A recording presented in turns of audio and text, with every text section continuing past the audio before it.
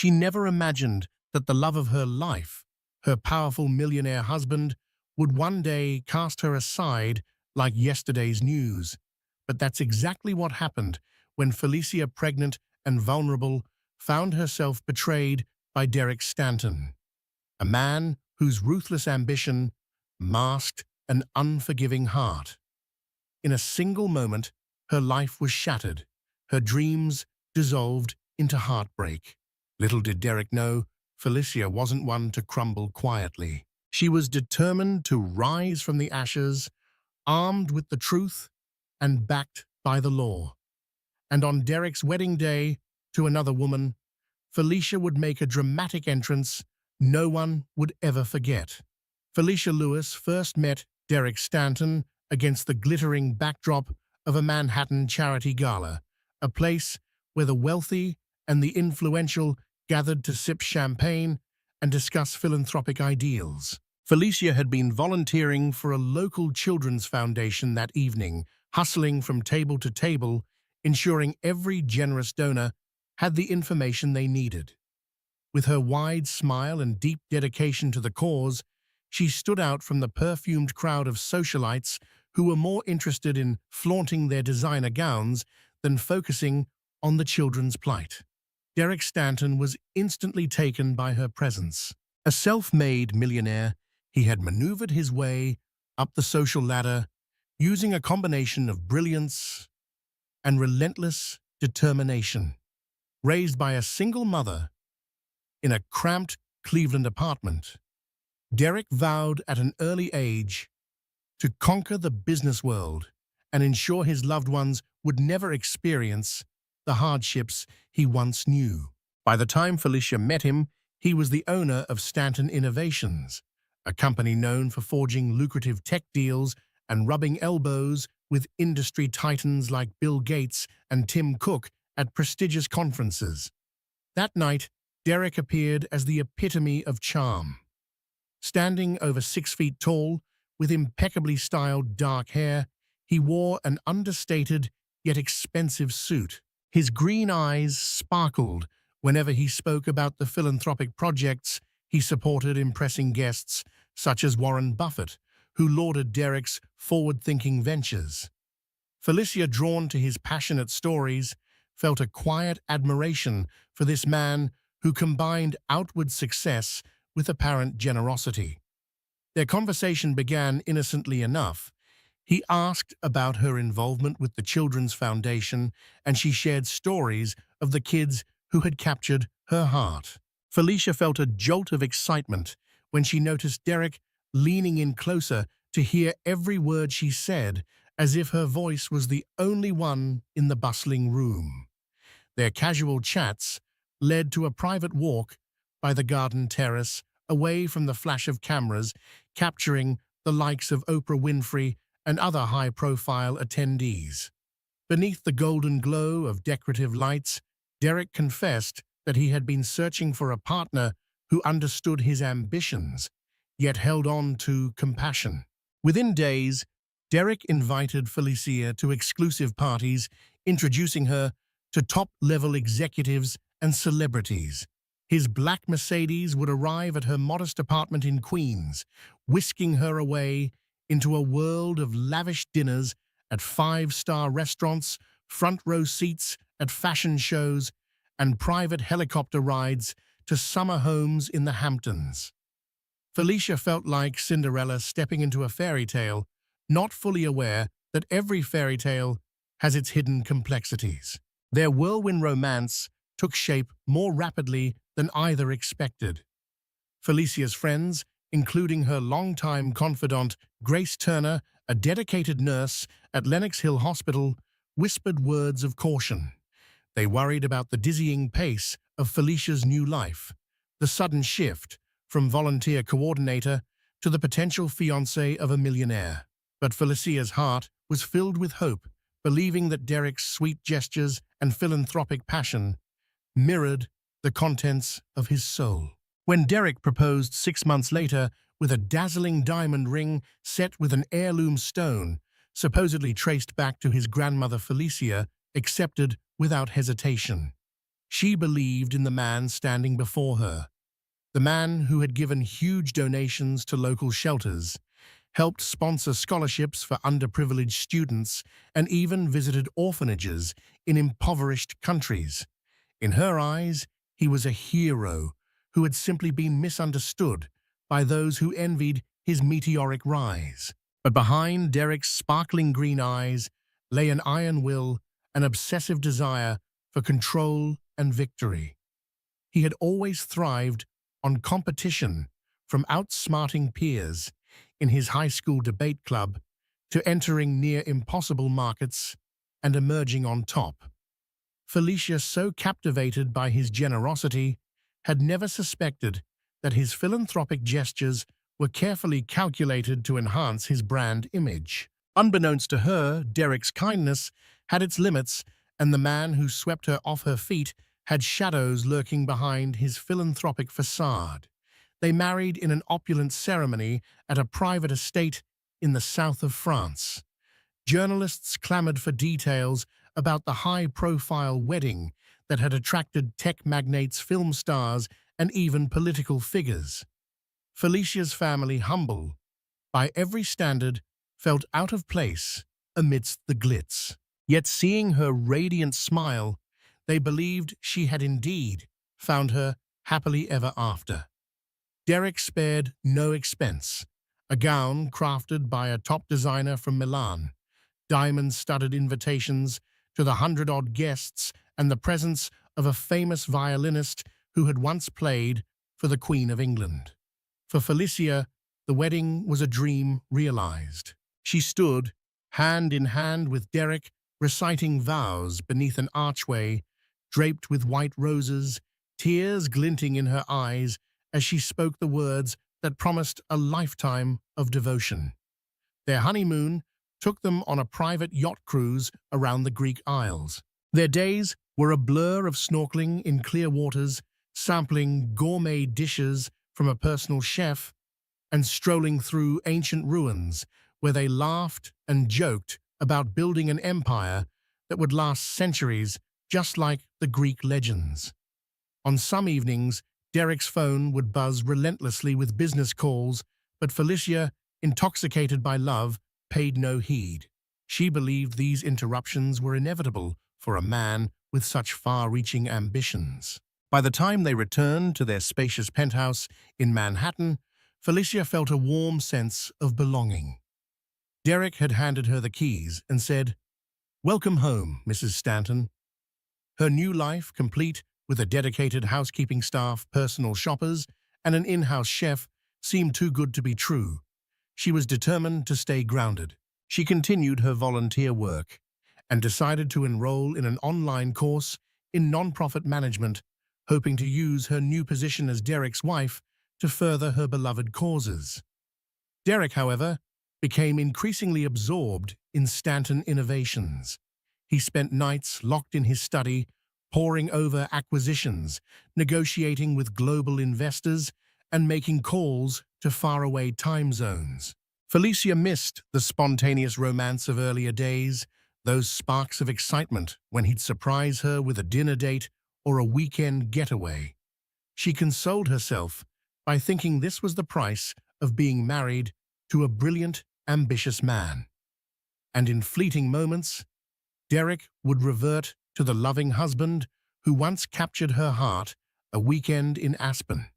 Spontaneous diamond earrings for her birthday, or sweet, handwritten notes hidden around the penthouse. Yet there were subtle shifts in his demeanor that Felicia chose to overlook. The way he'd frown when she questioned his late-night absences, or how he'd dismiss her desire to spend holidays with her family in Queens, claiming they belonged in better circles now. She told herself it was merely stress. After all, being a titan of industry was no small feat.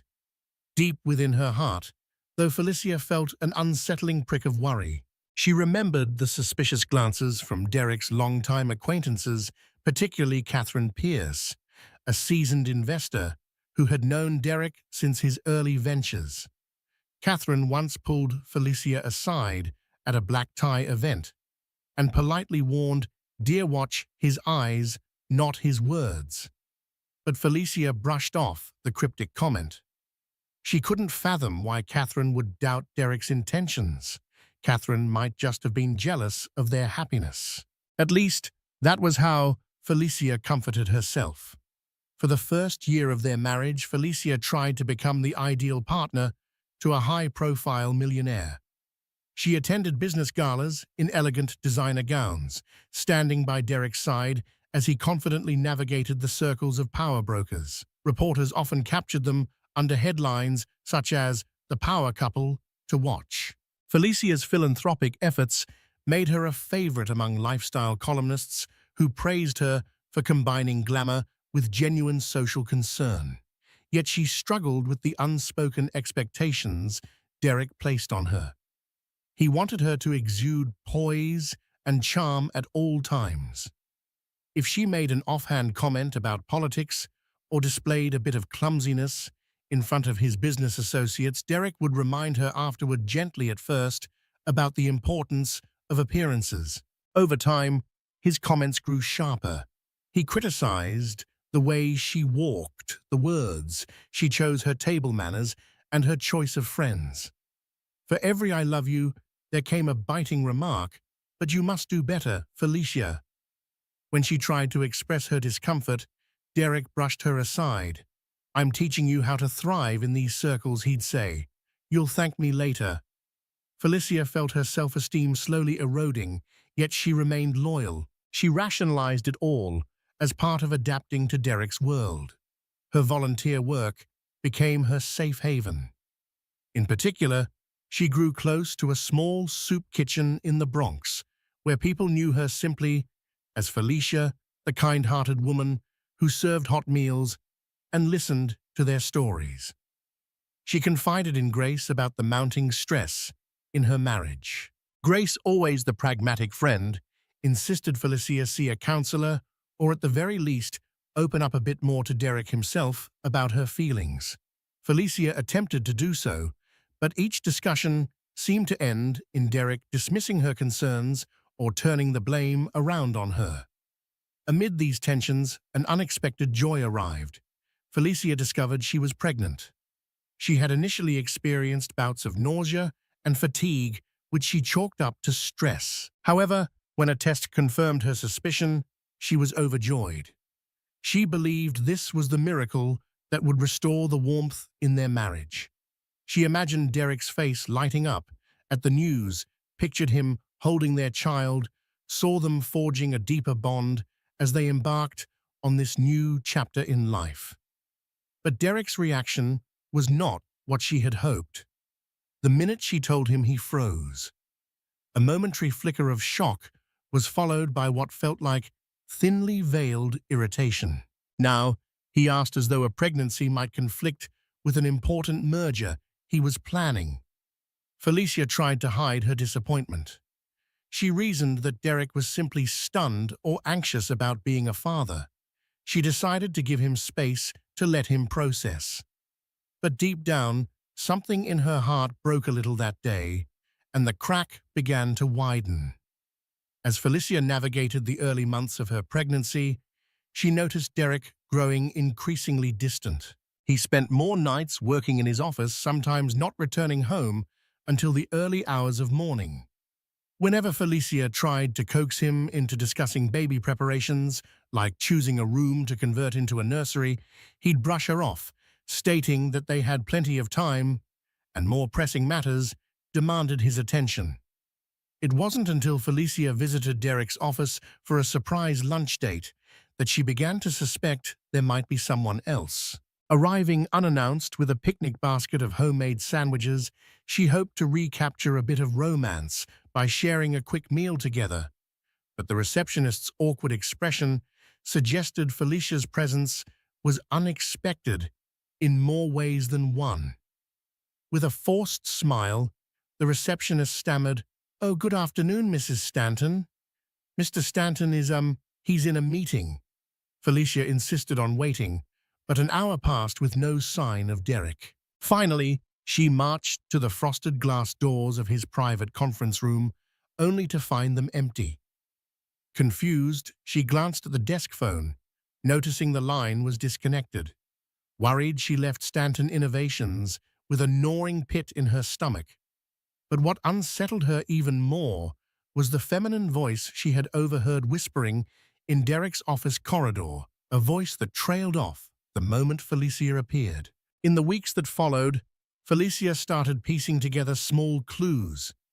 Derek's phone would buzz with texts late at night, prompting him to slip into another room to reply. He started wearing cologne more often, even on days he claimed to be working alone at the office. His business trips became more frequent, always with a cryptic reason as to why she couldn't accompany him. When Felicia finally confronted him, Derek dismissed her accusations with a patronizing laugh. "You're imagining things," he told her, pivoting the blame to her hormonal fluctuations during pregnancy. Felicia wanted to believe him. She desperately longed for the life they had once shared. But her gut insisted something was amiss. She confided in Grace, who encouraged Felicia to be discreetly vigilant. "Don't drive yourself mad," Grace said, "but if there's another woman, you have a right to know." One afternoon, Felicia was sifting through Derek's closet, searching for a scarf of hers that had gone missing when she noticed a small gift box nestled behind stacks of shirts. With trembling hands, she opened the box. Inside was a delicate gold bracelet, but the tag attached read, "To my dearest forever, yours D." It did not bear Felicia's name. She had never received such a gift from Derek. It could only mean one thing, an affair. Tears pricked at her eyes, but she stifled them. She needed proof, beyond a single gift. She felt her baby move within her, a gentle flutter that reminded her of her responsibility to protect not just herself, but her unborn child. Clutching the bracelet box, Felicia decided she would gather evidence. It was too painful to confront him with mere guesswork. If she was going to demand answers, she wanted to ensure Derek couldn't slip away behind lies and excuses. Over the next few weeks, Felicia discreetly tracked Derek's whereabouts. She endured the guilt of calling in small favors from friends with any connections to private investigators, but she felt she had little choice. Eventually, one of these acquaintances recommended a discreet operative, a retired police officer named Jim O'Malley, who had a reputation for honesty and empathy. When she explained her suspicions, Jim nodded solemnly. "I'll find the truth, Mrs. Stanton." Felicia's heartbreak deepened when Jim returned with photographic evidence. There on her dining table were clear images of Derek embracing a striking woman with auburn hair outside an upscale lounge in Midtown Manhattan. In one shot, they were locking lips under the soft glow of streetlights. In another, they entered a hotel lobby, arm in arm. Felicia swallowed hard, her eyes brimming with tears, as the reality of Derek's betrayal confronted her like a cold slap. The woman's name, as Jim discovered, was Vanessa Pierce, a rising star in the fashion industry with contacts in the same social circles Derek frequently navigated. When Felicia managed to confront Derek with the photos, her voice trembling, she was met with a surprising wrath. Instead of apologizing or attempting to reconcile, Derek became outraged that she had investigated him. He accused her of violating his privacy, claiming that her suspicions reflected a lack of trust, unworthy of a proper wife. Felicia's tears turned to a righteous anger. She demanded to know whether he loved Vanessa. Derek's face contorted, and he spat out, "I will not be interrogated in my own house. You brought this upon yourself." That very night, Derek packed a small bag and stormed out. 3 days of silence followed. Felicia felt a whirlwind of conflicting emotions: grief, fury, confusion, and fear for her child's future. She tried to call Derek, leaving messages and apologies, but received no reply. On the 4th day, he returned calm and collected with a set of divorce papers in hand. he informed her that he had decided to move on. The betrayal struck Felicia like lightning. She had expected heartbreak, but not the final blow of a divorce while she was pregnant with his child. Derek demanded she vacate the penthouse within a week. Felicia's protests that she was pregnant with his baby fell on deaf ears. "My lawyer will be in touch," he told her coldly before disappearing into his study to conduct a teleconference with European investors. In that moment, Felicia realized she had married a man who viewed relationships much like business deals subject to termination if no longer deemed profitable. Holding the divorce papers in her trembling hands, Felicia knew she had to protect herself and her unborn child. She sought the help of a high-powered attorney recommended by Grace's hospital co-worker who had once handled a high-stakes custody case. But the attorney's eyes flickered with pity as he explained that Derek had already prepared a formidable legal team. "We need hard evidence of wrongdoing and leverage," he said, "or Stanton's lawyers might leave you with next to nothing." The final blow came on a crisp autumn morning. Felicia, now visibly pregnant, was in the penthouse's living room, sorting through her belongings. She had decided not to wait for the eviction. She would leave before Derek's intimidation could worsen. Yet Derek arrived with two of his lawyers, demanding her immediate departure. Shouting ensued, Derek accusing her of being a gold digger, Felicia in tears, as she pleaded for more time if only for the sake of their unborn child. Neighbors likely heard the conflict, but few would dare interfere with someone as powerful as Derek Stanton. The building's management, loyal to Derek's wealth, politely asked Felicia to comply. With no choice but to protect her safety, she called Grace, who helped her pack her essentials.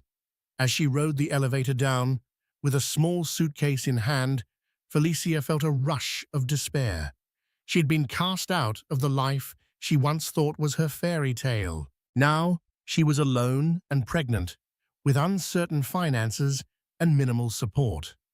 Felicia found refuge in a modest apartment complex in Queens, close to her family. Despite the heartbreak, she felt a flicker of hope each time she placed a hand on her growing belly. She vowed to never let her child be used as a pawn. She would fight for her rights, for their future.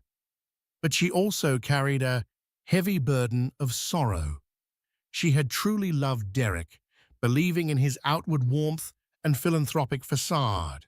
To have that illusion shattered so cruelly was almost unbearable. Her days at the new apartment were filled with doctor's appointments at the local clinic and visits to her attorney. Money was tight. The extravagant gifts Derek had given her could only fetch so much if sold, and many of them were still in the penthouse. Felicia scrambled to gather her resources. Her family pitched in what they could, and Grace often brought groceries to ease the financial strain. Every night, as she tried to sleep on the squeaky bed of her cramped studio, Felicia's mind drifted to the early days with Derek the diamond ring shining under French sunlight, the gentle rocking of the yacht off the coast of Santorini, and that sense of safety she once believed she had. She wondered if she had ever truly known the man she married. And each night she resolved anew to protect her child from the heartbreak she had endured. If Derek thought she would vanish quietly, he was sorely mistaken. During one of Felicia's routine checkups, she encountered an old friend from her charity circuit, Isabella Goodwin, an event coordinator who once helped organize a fundraiser alongside Oprah Winfrey's team. Isabella listened in horror as Felicia recounted the recent turmoil. Moved by her plight, Isabella decided to help. She introduced Felicia to a private women's advocacy group that specialized in providing legal and emotional support for mothers facing financial and domestic crises. Through this group, Felicia connected with a compassionate attorney named Teresa Clarkson. Teresa had a reputation for fighting tooth and nail against wealthy individuals who tried to bully their spouses into unfair settlements. Teresa reviewed Felicia's situation and said, "We can't let Stanton's money override justice. Let's see what we can do." Bolstered by Teresa's confidence, Felicia felt a renewed sense of determination. She shared every detail: Derek's extramarital affair, the abrupt eviction, and the divorce he sought, while leaving her with almost nothing. Teresa introduced Felicia to another valuable ally, Detective Monique Washington of the NYPD, who often assisted women seeking orders of protection or verifying hidden financial activities. Monique recognized Derek's name instantly. Stanton Innovations was a well-known behemoth in the city, with plenty of rumors swirling about the lengths Derek would go for profit. There have been whispers about questionable practices in his firm, though nothing concrete. Monique said, "If Stanton has cut corners, we'll find it."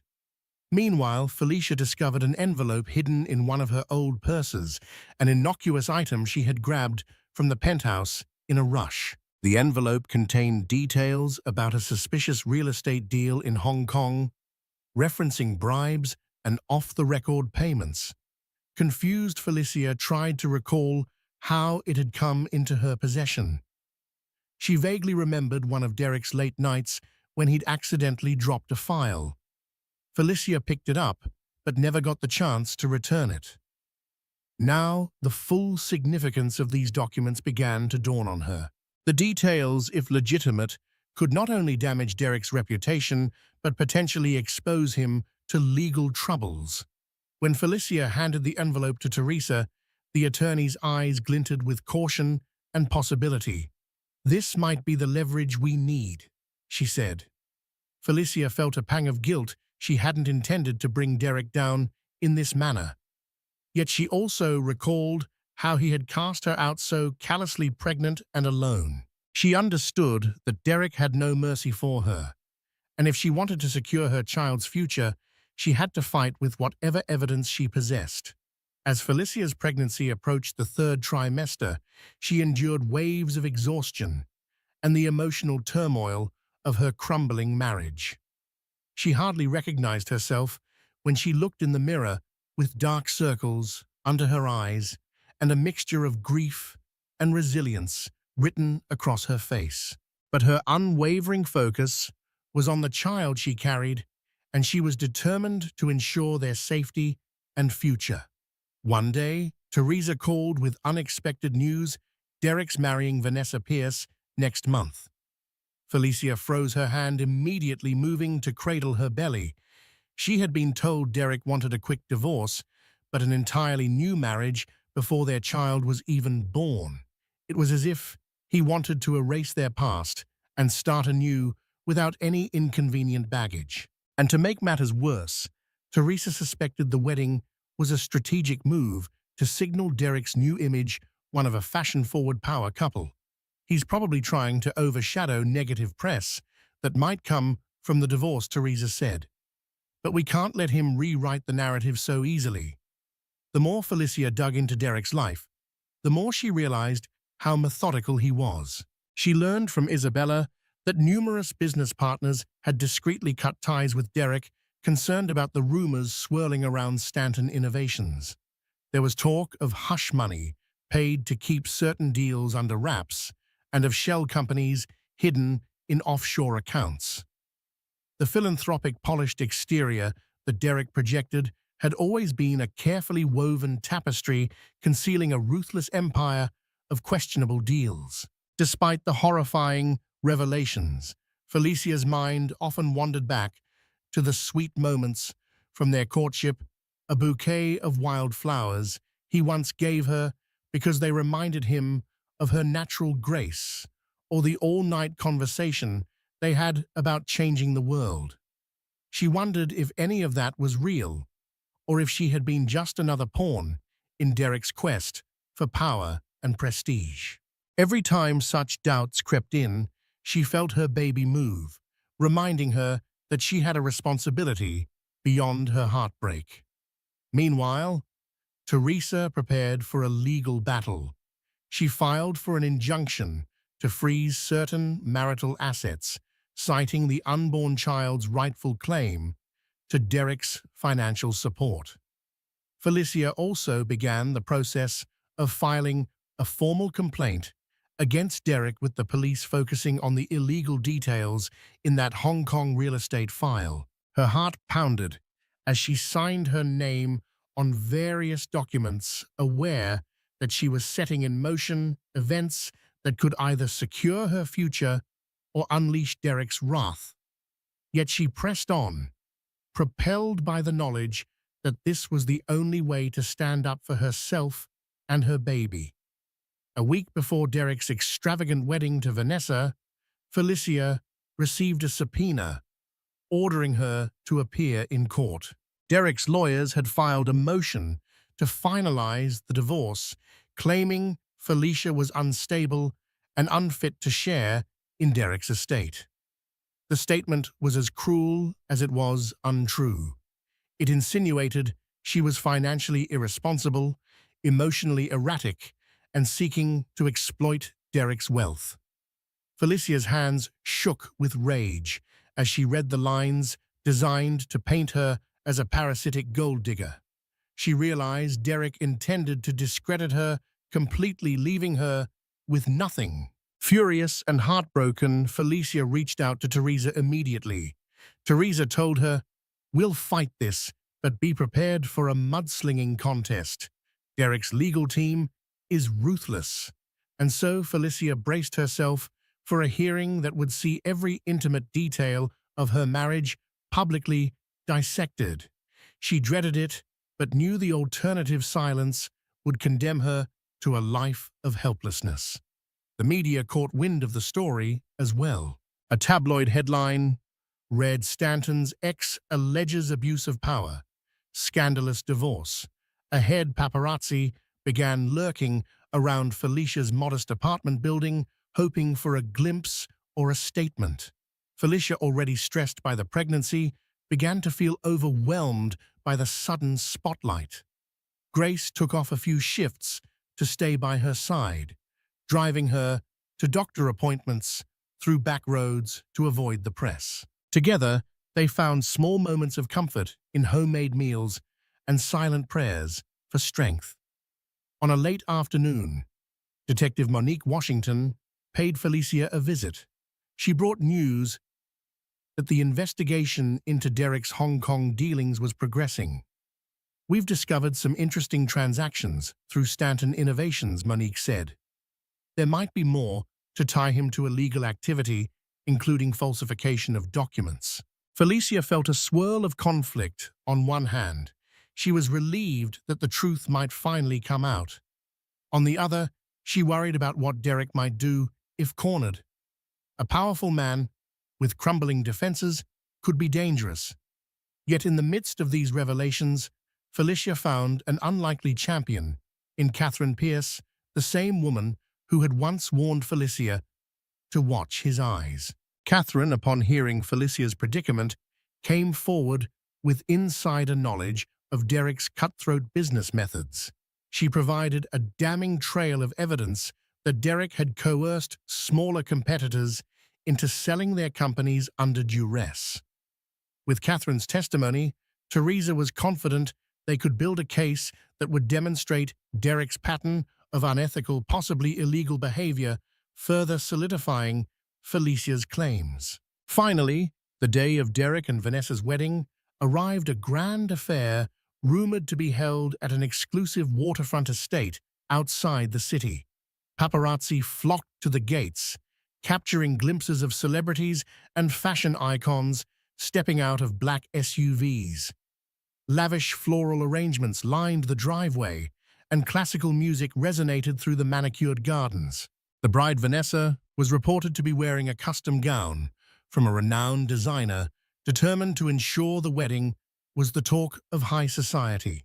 Little did Derek know that Felicia, accompanied by Detective Monique Washington and a small contingent of police officers, was about to make an entrance that would overshadow any superficial splendor. After weeks of preparation and legal maneuvering, the authorities had finally secured an arrest warrant for Derek Stanton, tied to charges of fraud and illegal business practices.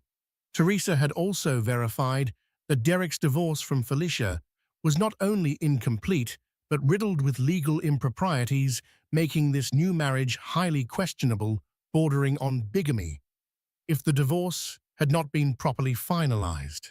As guests sipped champagne and admired the opulent decor, Felicia, dressed in a simple maternity gown, stepped out of an unmarked car. The hush that fell over the crowd was immediate.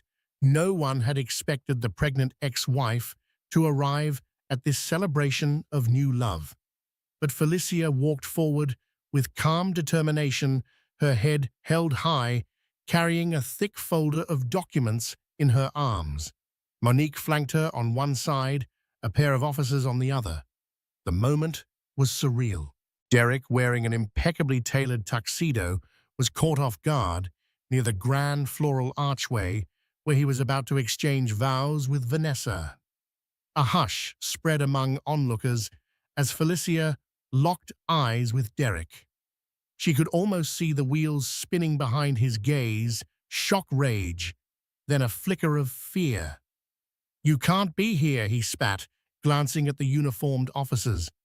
The music faltered, and the murmuring crowd formed a wide circle around them. Vanessa's expression was one of horror, confusion, and seething jealousy. Felicia, her voice trembling but resolute, announced that Derek Stanton was still legally married. She revealed documents proving that his divorce filing was incomplete and fraudulent. She also handed Detective Monique Washington the crucial file detailing Derek's illegal Hong Kong business dealings, the bribes, and the shell companies. Monique, stepping forward, declared she was exercising the newly authorized warrant for Derek's arrest. What followed was pandemonium. Reporters scrambled to capture the shocking moment. Wedding guests gasped and hissed. Vanessa shrieked, her grand veil swirling about her as she demanded to know what was happening. And Derek, cornered, tried to mount a defense, accusing Felicia of lying, forging documents, and orchestrating a malicious scheme. However, the presence of uniformed officers and the official warrant in Monique's hands left little room for doubt. When the officers handcuffed Derek, a hush fell once again over the crowd. Stripped of his cultivated image, Derek's face contorted in rage. He made one last attempt to lunge at Felicia, shouting accusations that she was a manipulator and a thief, but the officers restrained him. Felicia stood rooted in place, tears trickling down her cheeks, but her expression remained one of unwavering resolve. In that moment, she reclaimed her dignity. The immediate aftermath was a chaotic blend of flashing cameras, hushed whispers, and stunned guests. Vanessa, her fantasy wedding ruined, sank to her knees in her elaborate gown, sobbing and cursing Felicia. Yet Felicia felt only a hollow sadness for this woman who had tried to steal a life that was never rightfully hers.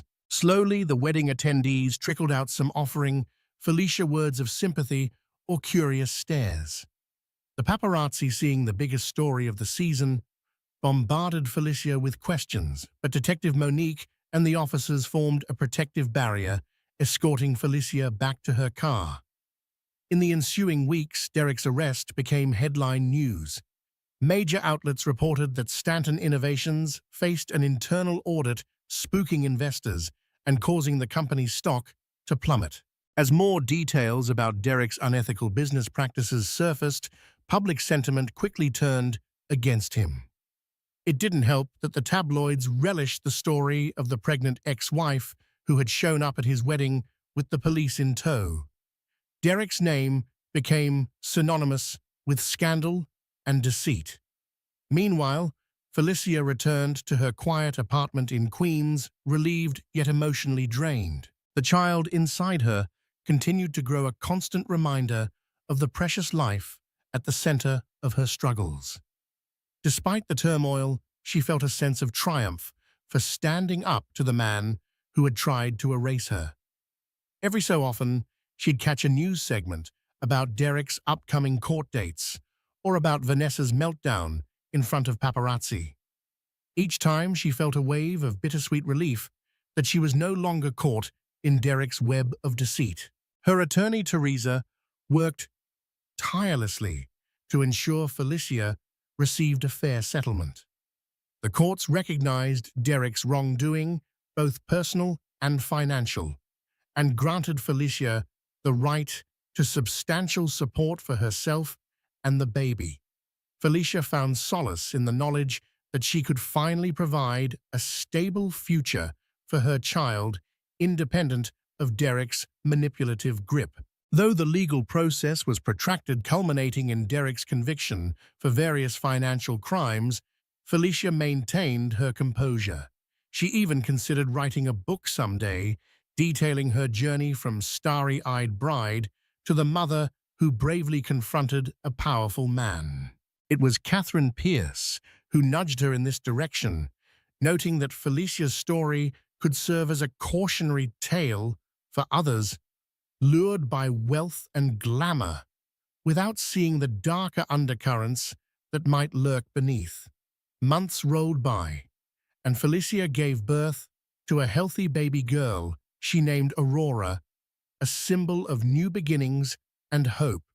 Surrounded by loved ones, especially Grace, who tearfully held Aurora like a precious gem, Felicia felt joy she hadn't experienced in years. Her heartbreak over Derek still lingered, but it was softened by the baby's sweet coos and the warmth of family. With the settlement funds and the newfound confidence that came from her victory, Felicia embarked on a mission to establish her own nonprofit, one dedicated to supporting expectant mothers who faced domestic turmoil or financial distress. She named the foundation New Dawn, reflecting the sense of rebirth she felt each time she looked at her daughter. Isabella Goodwin helped organize the launch event, and even Catherine Pierce attended, offering a generous donation.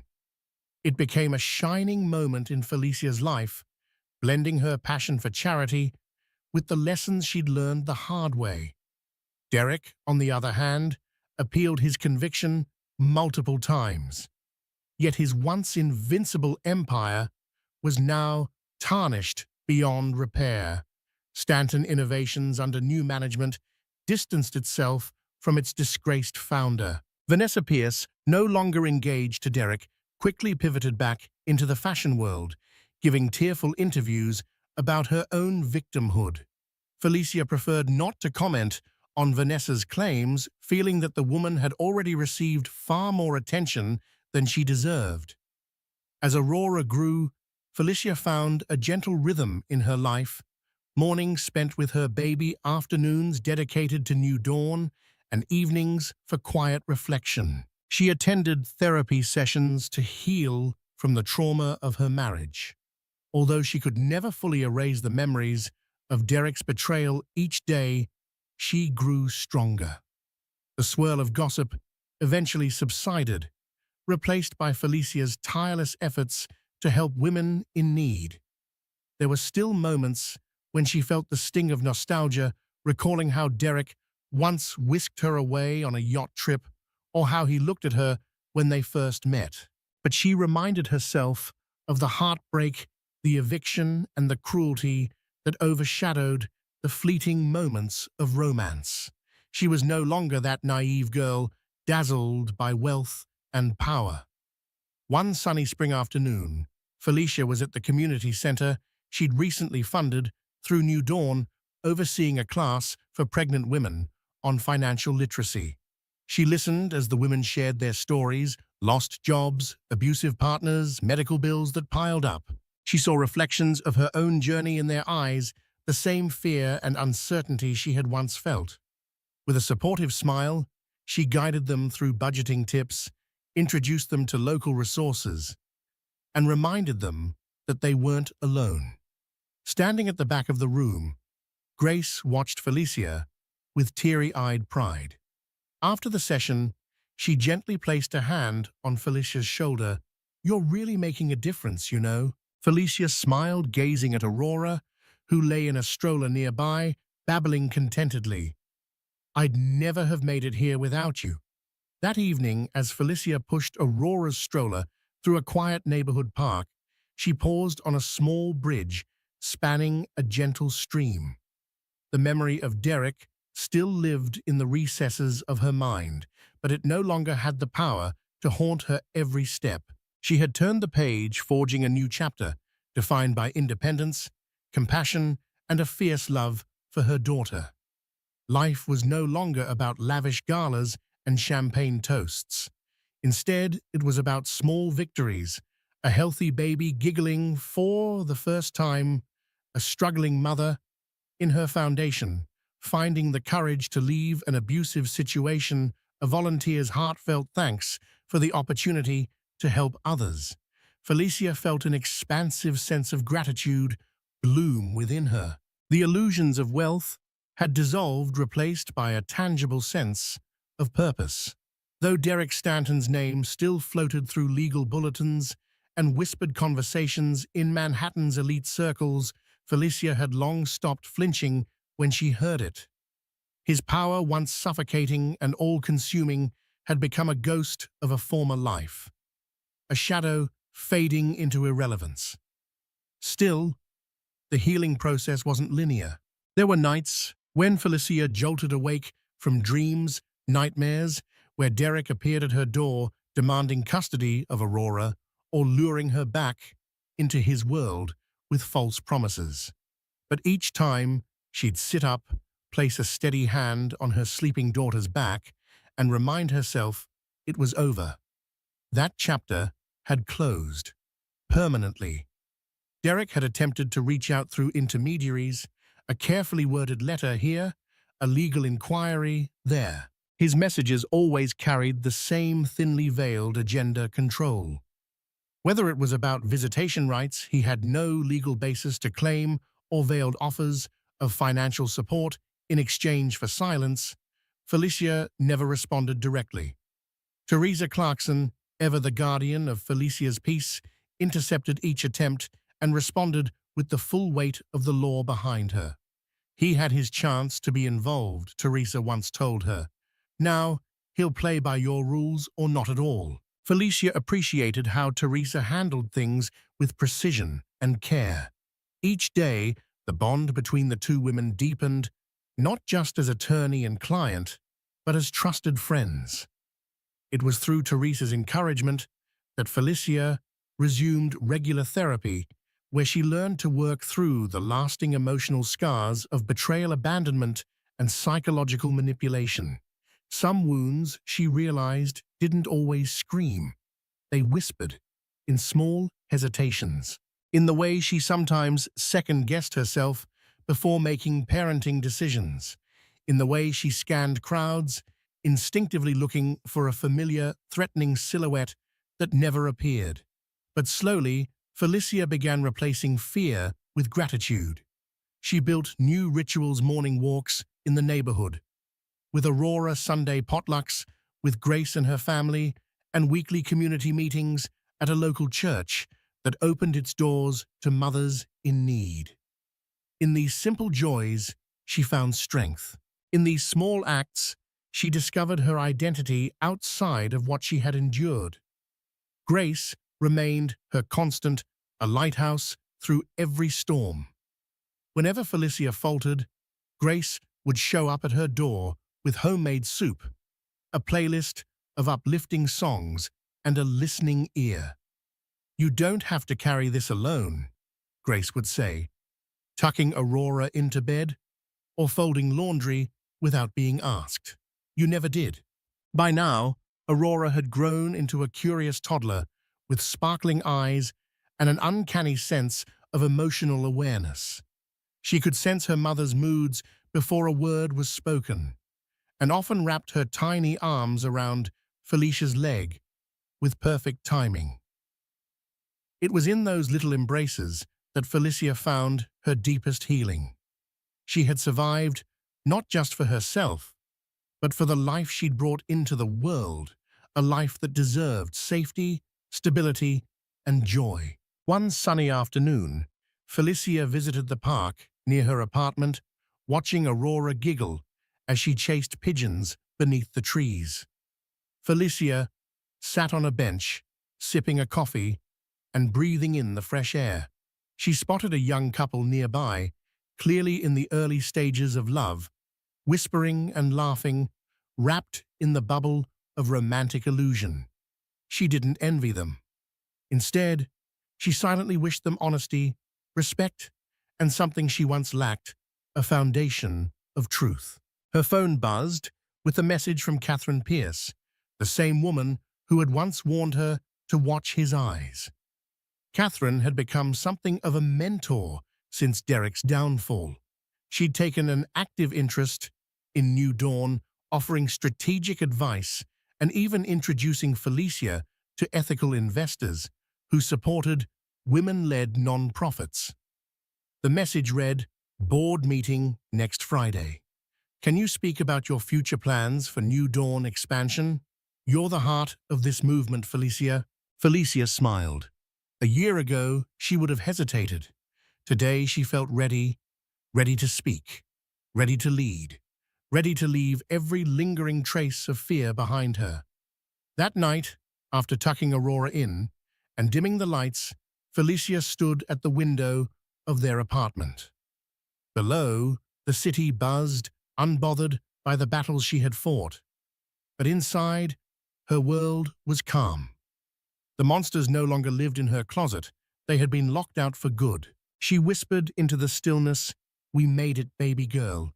Her voice was soft, resolute, "And we're never going back." 2 years had passed since Felicia walked into Derek's wedding with the police by her side.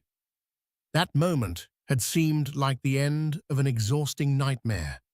But in truth, it was only the beginning of healing, of rebuilding, of rediscovering who she was outside the shadows of betrayal and scandal. Now she stood tall before a modest crowd in a sunlit community auditorium hosting New Dawn's annual fundraiser.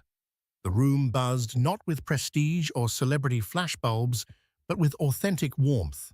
Colorful banners made by local schoolchildren hung on the walls.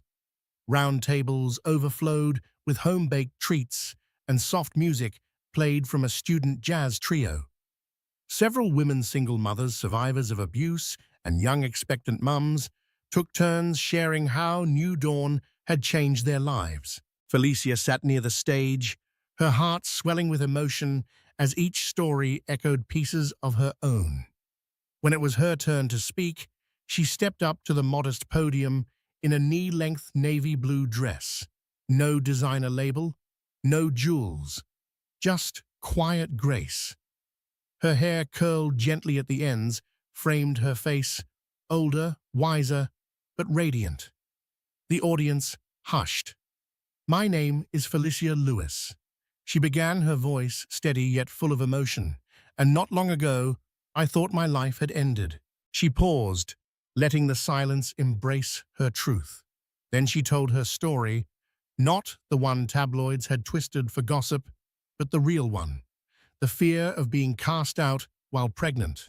The nights spent wondering how she'd survive. The resolve she found in her unborn daughter's heartbeat. And the decision to turn her pain into purpose. "I realized I wasn't alone," she said. "So many women carry invisible battles. What if we created a space where they could feel seen, heard, and supported?" Applause followed, not polite, but thunderous and emotional. Several audience members wiped away tears. Even the mayor's wife, attending quietly in the back, stood to clap. After her speech, people lined up to speak with her, thanking her for her bravery, her honesty, her work. Some admitted they had followed her story in the headlines and expected scandal, but found inspiration instead. Felicia greeted them all warmly, her humility evident.